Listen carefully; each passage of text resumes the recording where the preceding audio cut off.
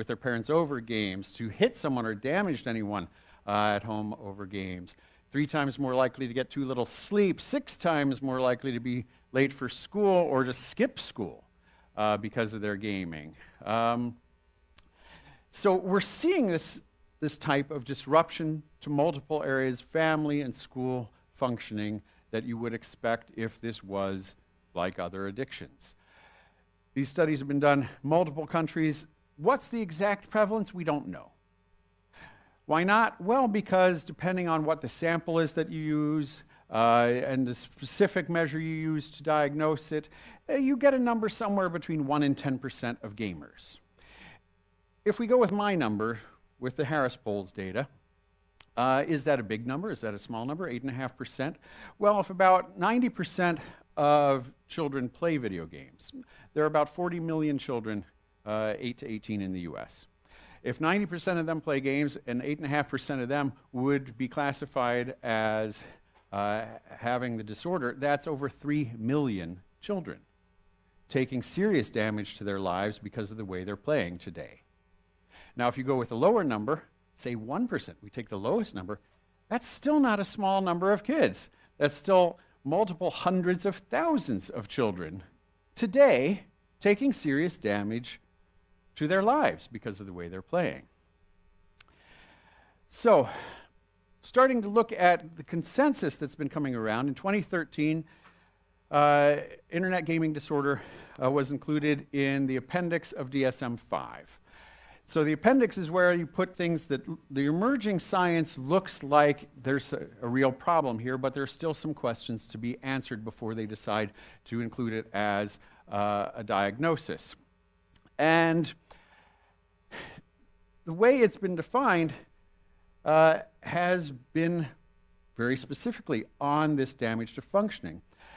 That's the easiest thing to measure. We've been starting to measure some more interesting things in my lab. So for example, again, taking this idea, if it's a real addiction, it should look like other addictions. In substance addiction research, there's a thing called QReactivity. The idea is that if you're, say, alcohol addicted and I show you a shot glass, you will report a strong emotional reaction to that. There's no alcohol present, and yet you'll have feelings of craving. Or if you're heroin addicted and I show you a hypodermic needle, you will have a strong reaction. You're highly reactive to the cues that go along with your addiction. So it's possible we would see a similar thing in video games. So here's a little pseudo experiment we did in conjunction with the Jane Pauley show. Did you know what effect the playing games had on you physically? Were you aware of that?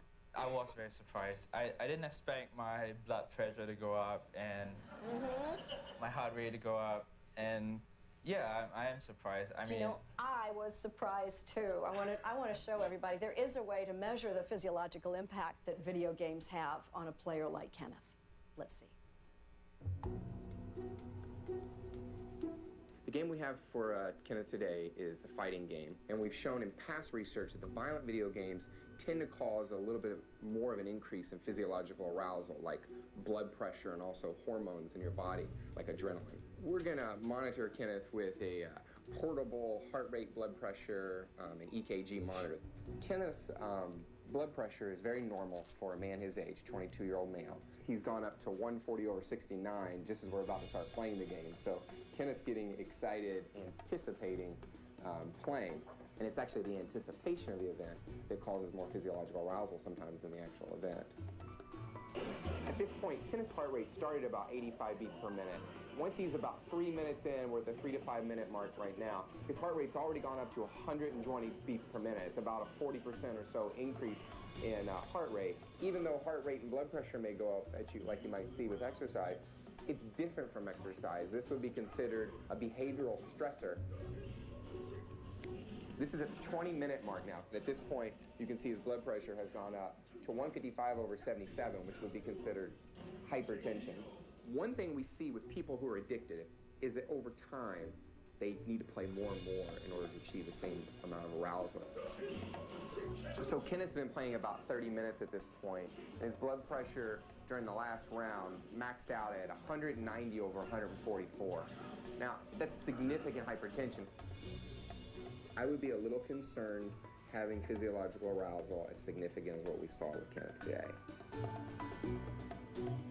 And did you feel any sense of that? Yeah, it was getting pretty intense. Did you win or lose?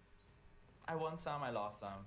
It's a one-by-one basis thing. Do you think the losing is when it kind of spikes up to the Sometimes. scary level? I mean, it's more like when you're about to lose or about to win, and then you actually win or you actually lose, and it's like, you know. So we did a study here at Iowa State where we had undergraduates come into my lab and play 3 randomly selected games. Now, we were doing this actually to match the games for violent video game research, because if you're going to study a violent game compared to non-violent game, you want to make sure they're equal on lots of dimensions, that they're equally frustrating, equally fun, equally engaging, things like that. But we also gave them my addiction screening tool when they walked into the room. And I hypothesized that if they would classify as being a disordered gamer, that then they should actually rate the games very differently than the other kids who are not having a problem with games.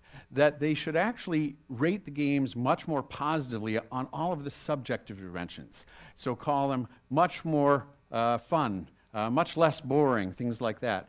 But on the objective dimensions, like how violent it is, that should be the same as the non-pathological gamers.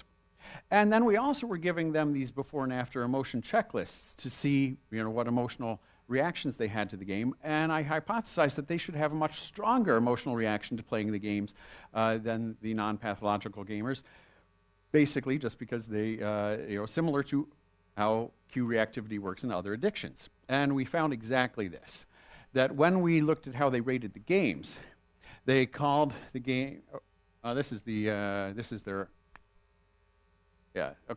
their emotional reactions. They said they were less calm, peaceful, or pleasant after playing, less agitated and irritated, but more angry and more or less mad, both more or less happy, more or less energetic, less lonely, happy. This is a complicated and confusing pattern. Yeah, that's what addiction's like. You have complicated emotions about your substance. You love your alcohol and you hate it because it controls you. I think what we do see here is different people went in different directions. But they got extreme in either case. And then when we looked at how they rated the games, the pathological gamers were much more likely to rate the games as entertaining, exciting, fun, absorbing, arousing, enjoyable, involving, stimulating, addicting, and less likely to call them boring. But on the objective dimensions, how action-packed or violent it was, they rated them the same as the other gamers. So it does look like something like QReactivity is happening here. Now, I had the opportunity to measure 3,000 children across 3 years. And the cutoff for being a pathological gamer is 5 symptoms. I use a very standard DSM style. Half or more of the symptoms, you're in the club. So some of the kids started the study at that pathological level, but they ended 2 years later not being addicted anymore. Some of them started below that level but became addicted. Some of them stayed addicted for the whole time, and most of the kids, 92%, never reached that clinical level. This allows us to actually start answering the question of what comes first, or what the outcomes are, because these two groups both were addicted, but these ones stopped. Maybe these ones had some protective factors that helped them. These two groups both started below the level, but these ones became addicted. What is it? What are the risk factors that are different? And once they've become addicted, do we see different outcomes for them than for the others? And to simplify this into kind of a picture, what we find is that kids who are more impulsive have lower social competence and are spending more time playing at the beginning of the study in year 1. They increase in their addiction symptoms, and by year 3, the kids who had become addicted, their depression had increased, their social phobias had increased, their anxiety increased, and their grades got worse. If they stopped being addicted, however, you saw the opposite pattern. Their depression lifted, their social phobia lifted, their anxiety lifted. Now, people are often asking, well, is it the games that are pushing these other problems, or is it some other problem, is showing up in the games? Because you could easily imagine that a kid who's depressed goes home and he plays games as a way to cope, right? That's a very typical way that we use media, is as a coping strategy. And then, of course, that doesn't help their grades, help them get more friends, et cetera. So they're just being more isolated, so their depression worsens, and you see the spiral. But it's really the depression that's the primary problem. That's not what we see. We're seeing the opposite. The gaming seems to lead the other mental health problems. Now, I can't say that for certain because we just measured 1 point in time per year. So I don't actually have a fine-grained enough analysis to know what's really happening. But what I do think this shows is it's clearly not just the gaming is not a symptom of the other things. What I think we're seeing here is true comorbidity. And this is true about mental health problems. You get one, you often get others, and then they push each other. And when they walk into your office, you have to treat the whole patient. You can't just say, well, which of these problems did you get first, and only treat that one? Because they're all kind of comorbid and pushing each other around now. So I think that's what we're seeing here. Now, you saw that one of the risk factors was impulsivity. We've done some additional analyses trying to see, well, how much does self-regulation or ability to regulate either in emotions or regulate specifically video games help? And it turns out that to the extent that children have more self-regulatory skills, that does reduce their pathological gaming symptoms. So this gives us an indication of a place we could be using for treatment, that trying to improve children's regulatory skills might be very effective. How long does the problem last? Because if it really is just a problem, today it's a problem for 8.5%. Next month it's a problem for 8.5%, but it's a different 8.5%. They just come in. Today's game of choice is Fortnite, but in 2 months it'll be some other game, and then 2 months after, if it's not actually, if it's just something that comes and goes, then I don't think it's really a serious problem.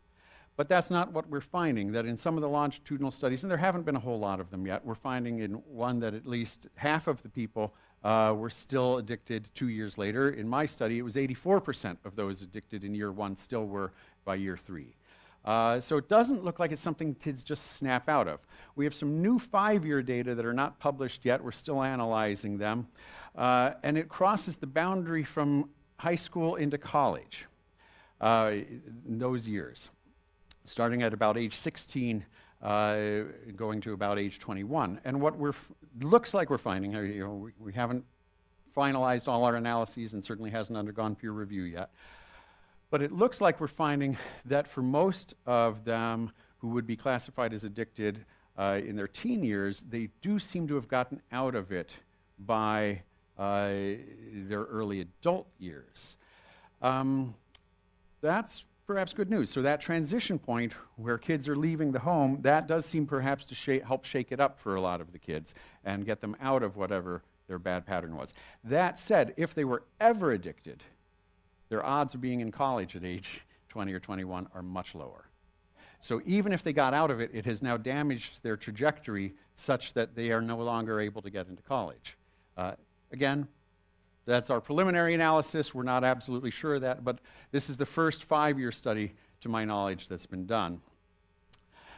Can it be treated? Lots of studies now are starting to show it can, including some new randomized controlled trials. What's the best way? I don't know. I don't think we know the answer to that is the correct scientific answer.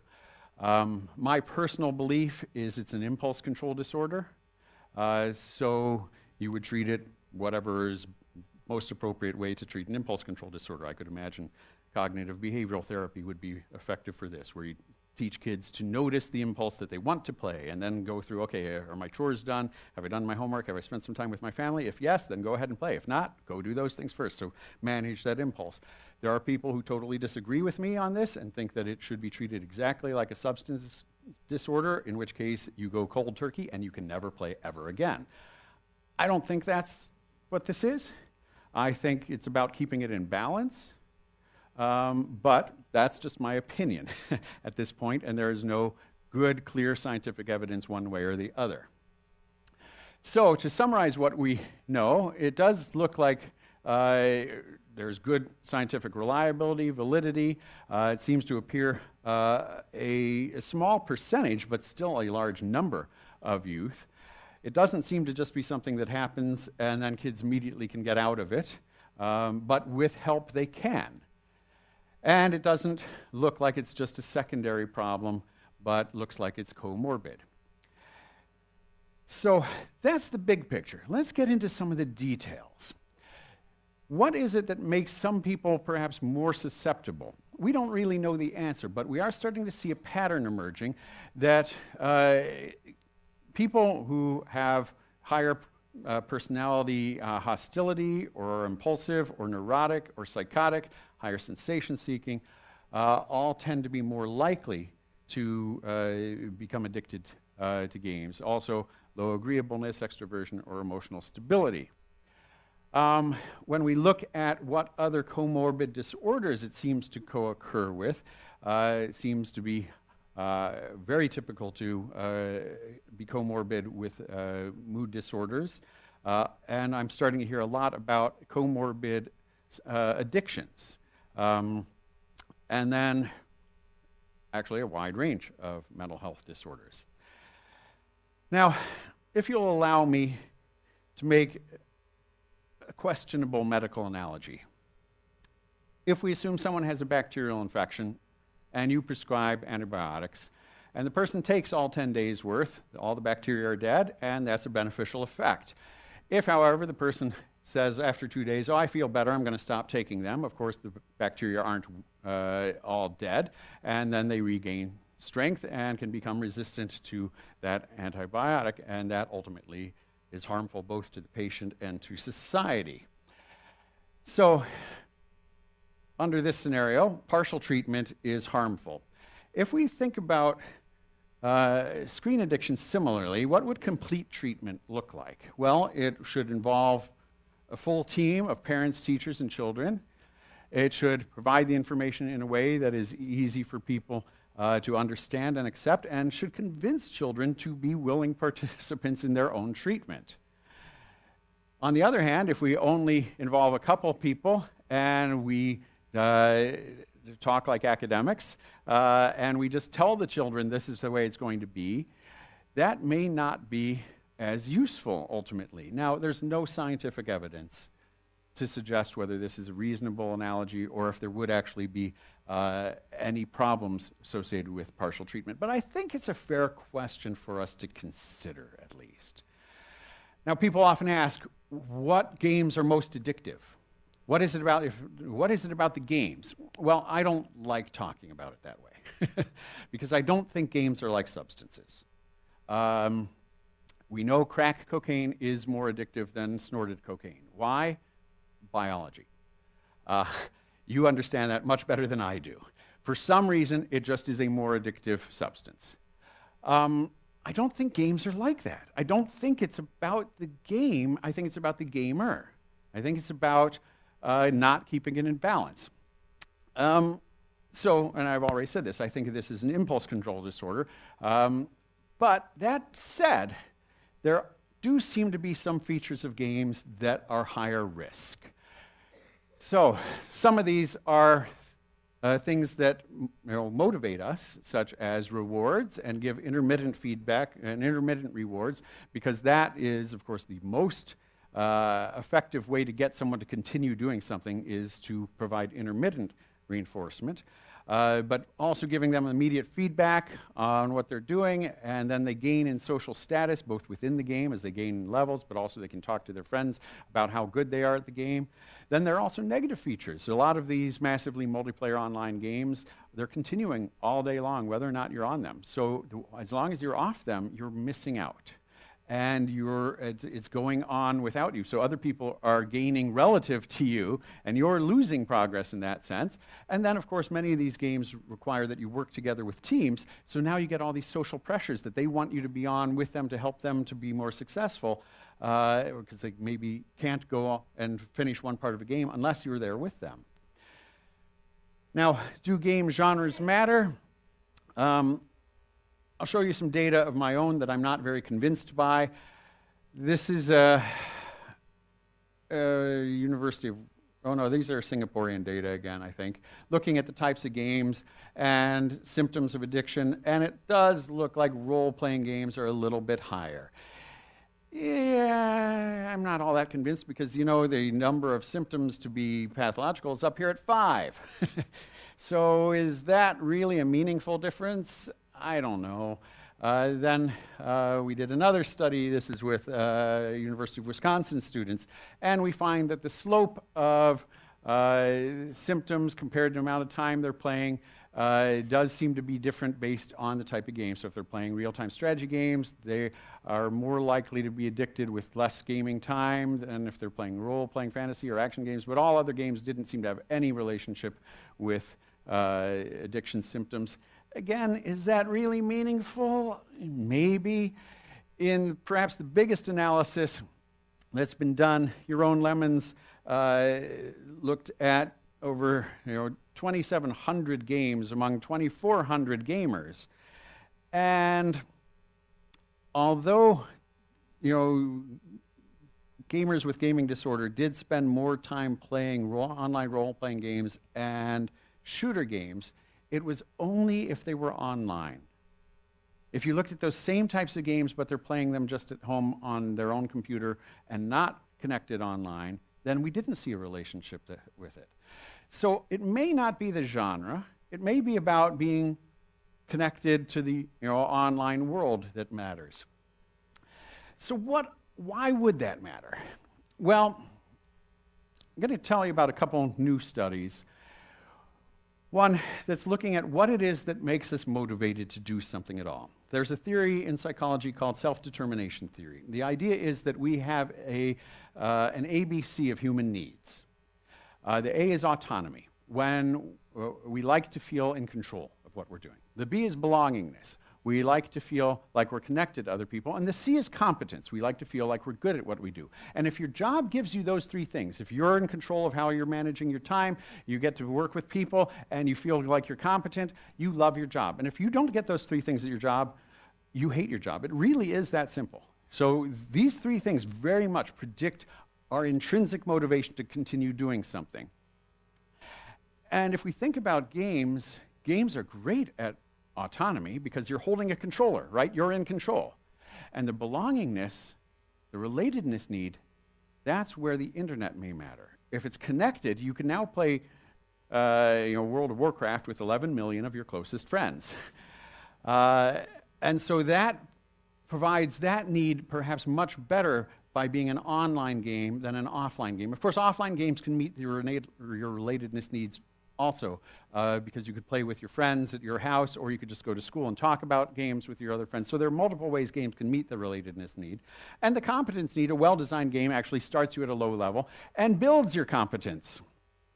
And I'll come back to these next 2 points in a minute. Let's look at some of the data on this. To the extent that some games are better at meeting those three needs, then maybe they do have a higher percentage of gamers who would have problems with them. But it shouldn't just be about meeting those needs.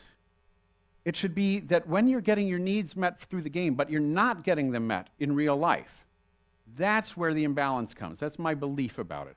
We have some new data just out that with 2 samples of 900 kids here at Iowa State, and we're finding exactly this pattern, that if they're getting their basic needs satisfied in real life, they're less likely to have gaming disorder symptoms. And when they are getting them met in games, then they're much more likely. And so it's that real pattern of this also gives us a clue about what we could do for treatment. If we can bolster their ability to get their needs satisfied in the real life, give them additional skills. There's a group in Singapore that used to figure out what needs the games were meeting, and they would fill those needs first before they tried taking the games away. So if it's their relatedness need, they put them on a basketball team. If it was their competence need, they taught them, I forget what it was, to go fish. They basically took several weeks of just training them in another way to get that need satisfied before they started weaning them off the game, because if they just take the game away, that doesn't solve the need. And that hole is there, and they're going to find some other likely dysfunctional way to fill it. Now, we talked briefly about using media as a coping strategy. And we all do this. You've had a hard day at work, you go home and you watch a movie to relax, right? Nothing wrong with that. But if we think about the etiology of many substance addictions, it starts as dysregulated coping. You've had a hard day at work, you go home, you have a drink to take the edge off. Nothing really wrong with that. And then you do it tomorrow. And then you do it the next day. And then you do it over and over, and then you need 2 drinks. And then you need more, and then at some point, the drinking has taken control of you, right?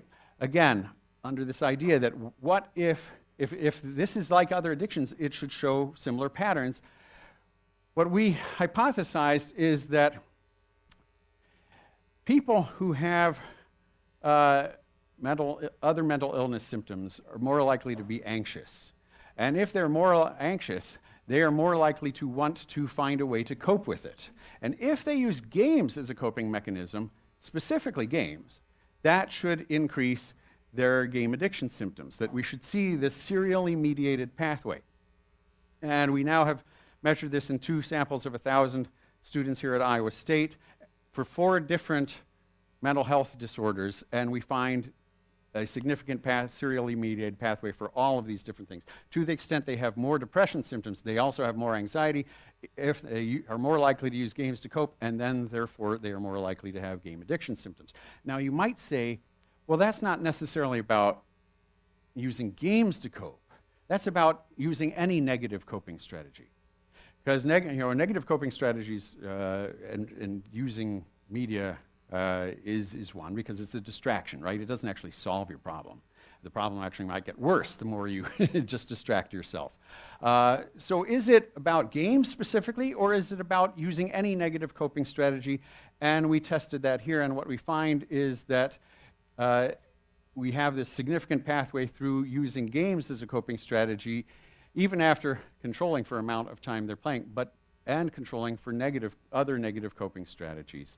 That it's not just about doing any negative coping strategy. That doesn't seem to predict video game addiction symptoms significantly. It is specific to if they use games as a coping mechanism, that can become dysregulated and lead to more likelihood of gaming disorder. So, how do we measure it? So here is I actually have 2 different checklists, but here's the one that's very clearly based off of DSM style.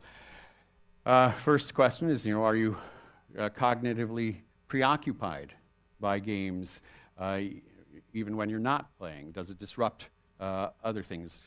When you stop playing, is that distressing to you? So showing withdrawal symptoms. Do you need to keep playing for more and more time to get the same level of excitement? So that's showing tolerance. Do you feel that you should try to cut back, but you can't? So you've tried to reduce it, but you've lost this control. Have you lost interest in other things that used to interest you? So you're sacrificing other areas of your life for the games. Do you continue to play even though you're aware of these negative consequences?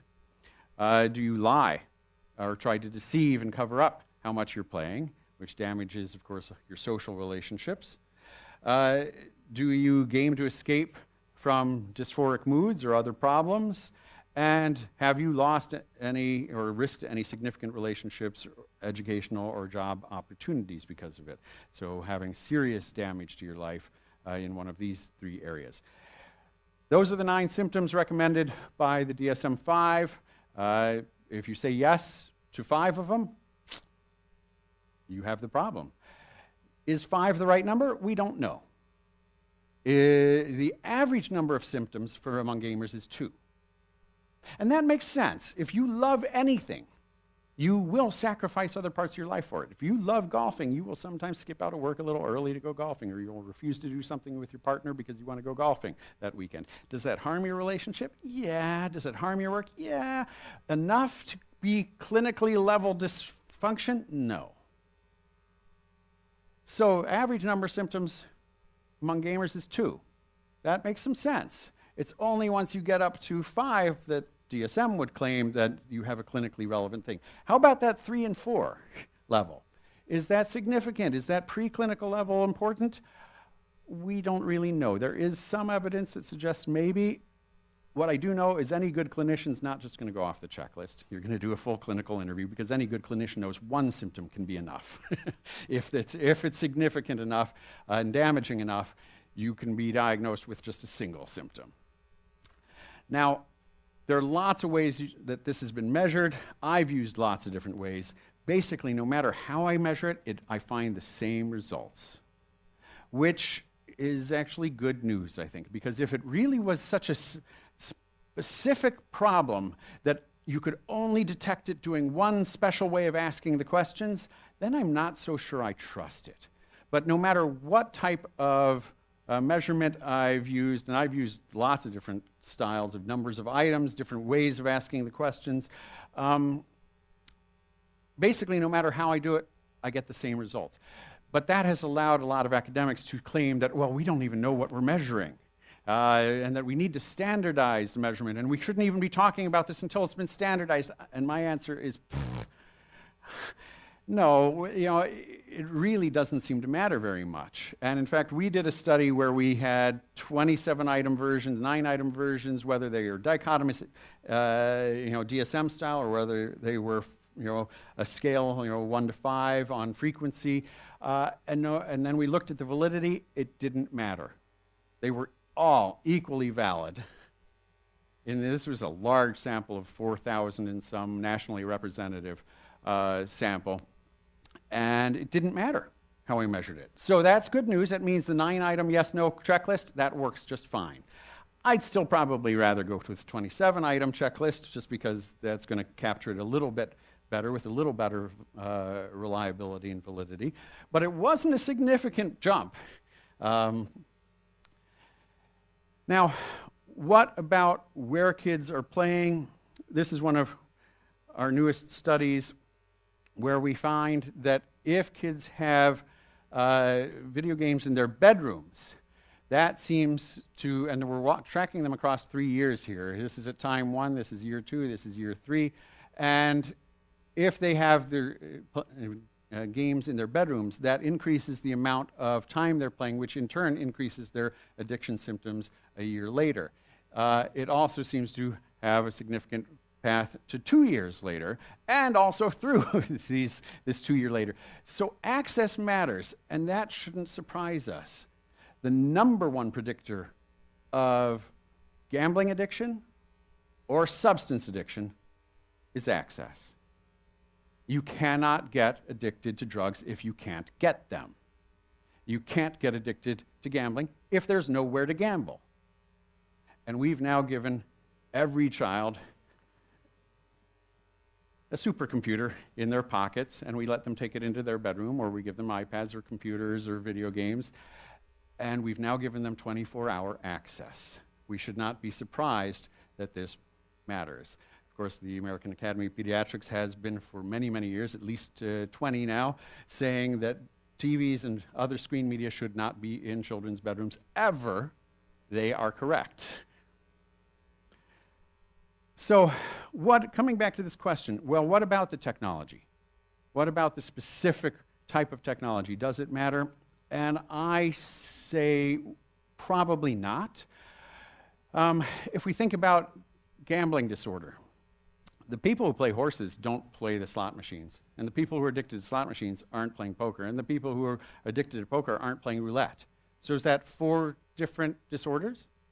No, the way you would diagnose it's the same. The disruption to functioning is the same. The way we would treat it's about the same. But if you just followed these people around, it would look totally different, right? The morphology is completely different. And yet it's still the same underlying disorder. I think that's what we're going to find with all of these different technologies. Yes, internet is not the same as video games, is not the same as your cell phone. And yet, we would diagnose the disruption to functioning the same, and we would probably treat it about the same. Now that said, future research might prove me wrong.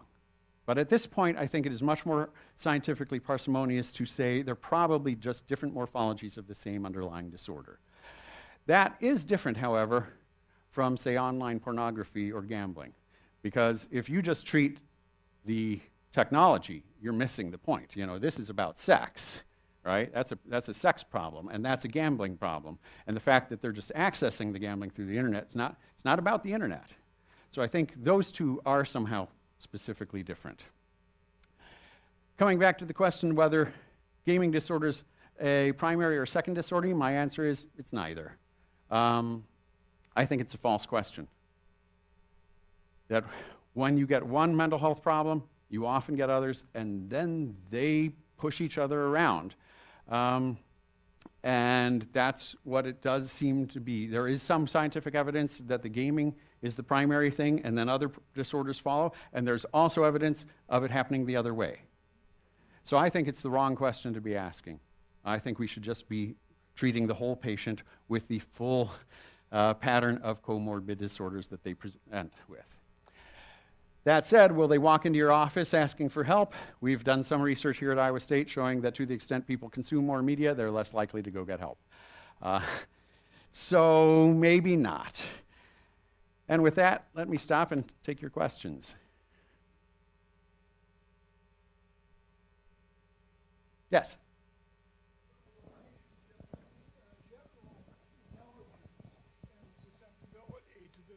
Disorder. The question is there a relation between general intelligence and susceptibility? I've not seen any evidence on that, but I also have not seen any evidence against it. So I don't think we know the answer. I don't know that anyone studied that. Yeah, it seems like with nicotine and alcohol and gaming, we as a society put restrictions on when you can legally start doing that. Mm-hmm. And yet we have an industry that's growing up here that is starting to get some evidence that there's definite addiction possibilities, and yet we are targeting that at children. And is there a legal move growing to change that? Where do you see that going? Yeah, the short answer is no. The long answer is starting in '93, there have been legal battles to get games rated for different ages. And that's been successful, so the games are now rated. There is a rating on the box, but there is no legal, it's not legally necessary. It's a voluntary rating system, and it is adhered to by stores voluntarily. So I used to send 7-year-olds into stores with $50 and ask them to go buy a mature rated game, and 50% of the time they walked out, no questions asked. That said, when you also look at the quality of the ratings, do the ratings actually measure what parents think they measure? It turns out no. The only place where parents always agree is with the mature rating. If even the industry says this isn't for kids, parents agree. That's really not for kids. But the biggest disagreement is teen-rated games. Only 43% of games with a teen rating did parents think were actually okay for teens. So not even half.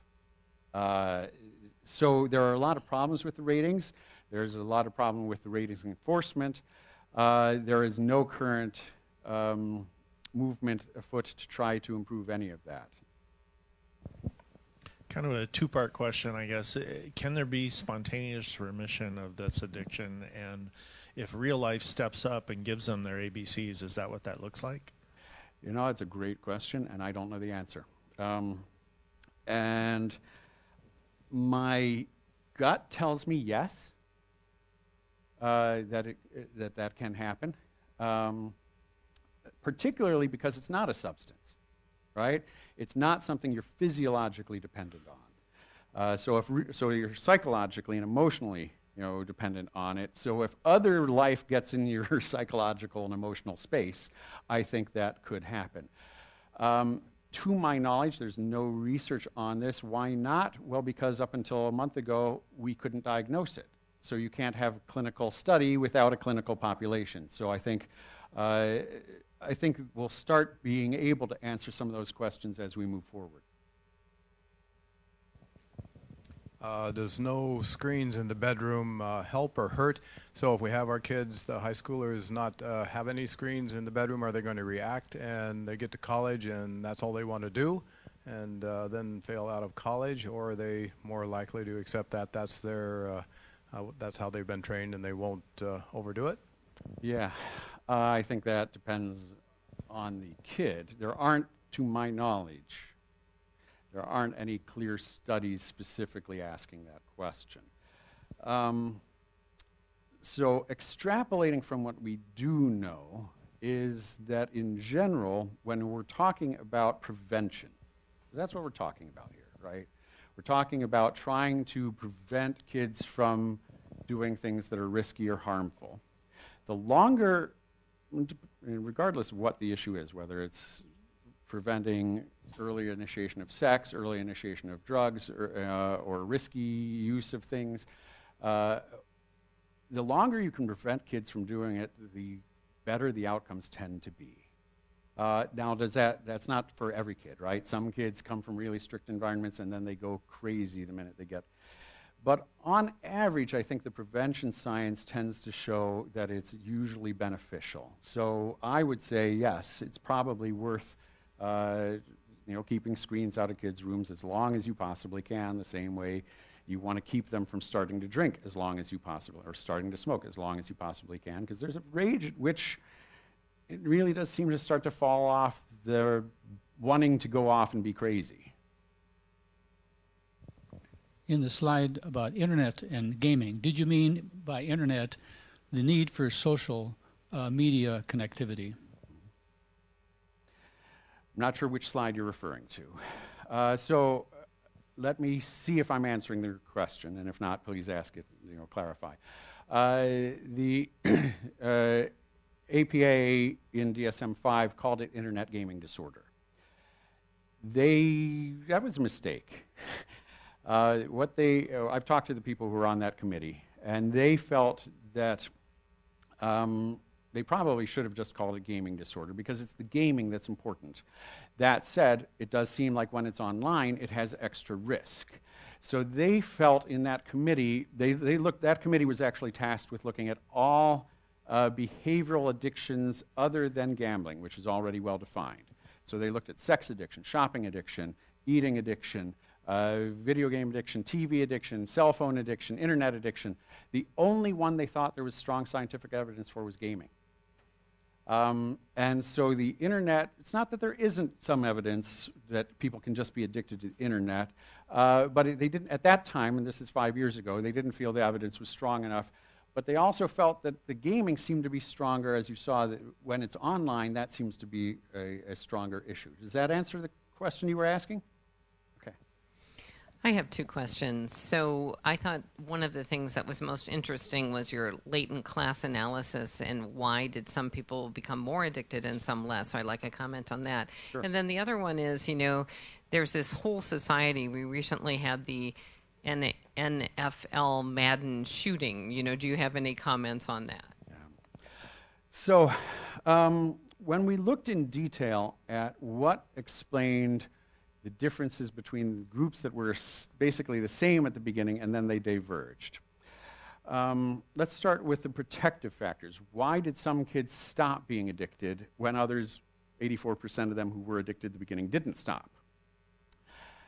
And in all the analyses, and this is a complicated data set, we measured this beautiful thing about doing research in Singapore is you can go into schools and get 4 days of school just to fill out your surveys. We actually had these kids fill out surveys for 4 solid days. We had a lot of information on them.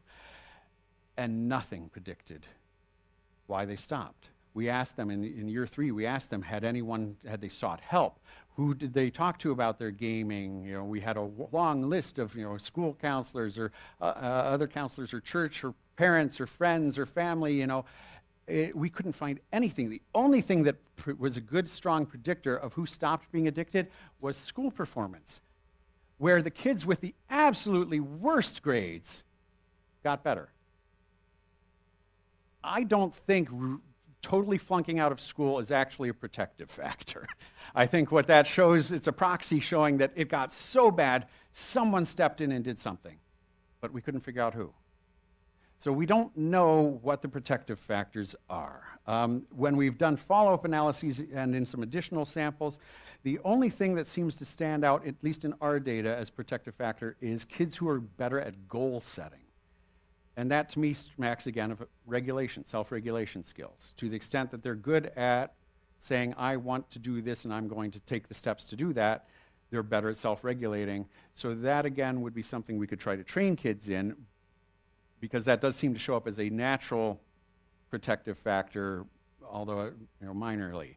When we're looking at what the risk factors are, I showed you the primary ones: impulsivity, lower social competence, and spending more time with games. There were one or two others that I'm not going to come up with off the top of my head too, but you can go read that paper if you want that level of detail. The second, about the games and the culture. I'm not quite sure I understand what your question is, so let me answer what part of it, and you can tell me if there's more you want answered. Games, the media are our culture, not just games. If you think about what you talk about with your friends and your family, what do you talk about? You talk about what you saw on television and movies you like and the music you like.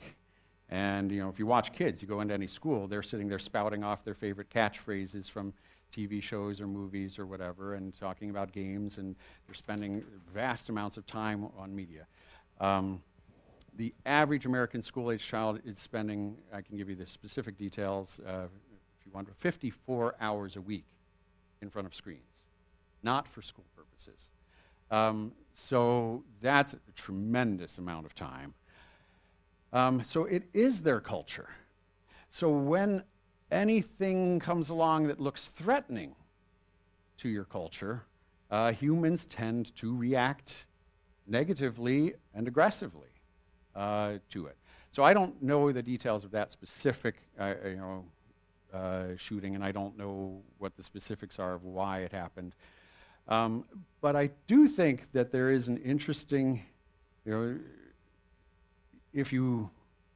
I've had death threats. The video game industry's threatened to sue me. It's interesting, you can't just tell the scientific truth that, violent games aren't really good for people and not have them react really aggressively to that. If they perceive themselves as a gamer, that seems to really become a part of their self-concept they are willing to fight for. And that's a kind of weird thing to me. Did that answer your question sufficiently?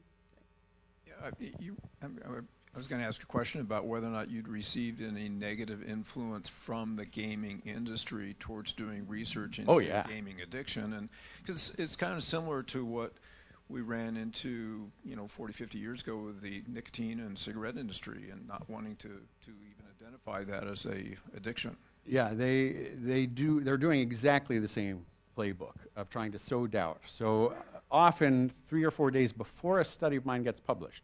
It's an interesting question. How do they know? It's before it's published. 3 or 4 days before a study is published, they've put out a press release talking about how I'm such a crappy researcher and that I just have a vendetta against games and nothing I say should be believed. So it's all about sowing doubt. They now have a number of pseudoscientists who are willing to say, all that research is crap. I've done studies and shows no harmful effects. And they're the big industry, right? It's over $20 billion a year. They've got access to, and of course, video game companies are owned by 5 companies own 85% of all media. That is the news. The company that owns the news also owns the video game companies and movie and music and magazines and newspapers. Why would their news division tell you something that's going to hurt the profits of their game division?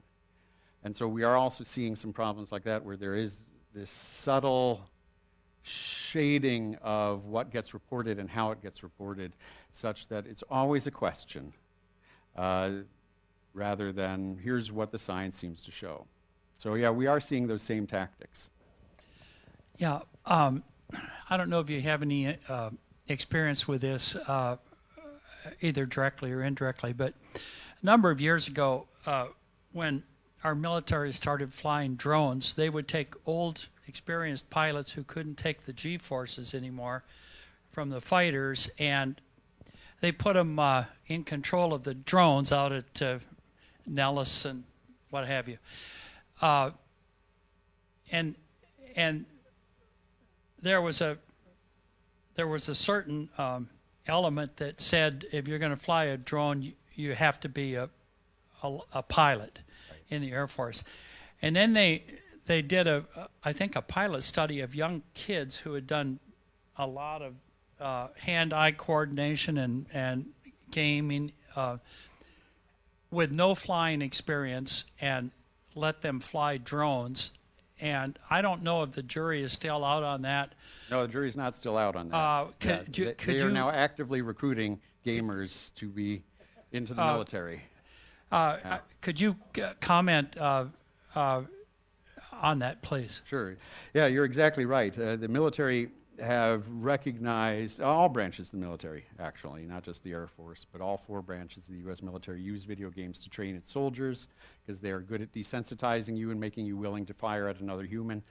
They train tactics, and these drone pilots, they're now going and actively recruiting gamers to come do that because the games are so good at training all these things. So I gave another grand rounds back in, maybe Sally remembers the date, this spring, that talked about the 5 different dimensions that games have on players and how they are so good at training all of these different things. So if you want the real details, you can go watch the video of that. But in short, there are 5 different things. There's amount of time has effects, content has certain specific effects, how it's structured on the screen changes how you learn from it, such that you can learn how to detect information. That's one of the things that these drone pilots would need, to be able to actually maintain a kind of situational awareness based on what they're seeing. Then there's the context, whether they're playing with other people, whether they need to coordinate, things like that. And then there's the mechanics, what the mechanical devices are. And there's that feedback loop between the mechanics and the structure. How you move your fingers changes what you see on the screen, which changes how you move your hands, etc. And so all of these different dimensions have different effects, which is why you can look at the game research and think maybe it's contradictory. Well, there's some studies that show that violent games actually improve these hand-eye coordination and skills and getting information off. And then there are other studies that show that it increases aggression. So is it good or bad? Well, that's the wrong question. There are different levels. The aggression is a content effect. The hand-eye coordination is a structure and mechanics effect. They're asking actually different questions. They actually fit together very nicely. And so my other talk goes into more detail about that if you want it. Thank you. And if you'd like to see our screening tools, send me an email. I'm happy to share it with you.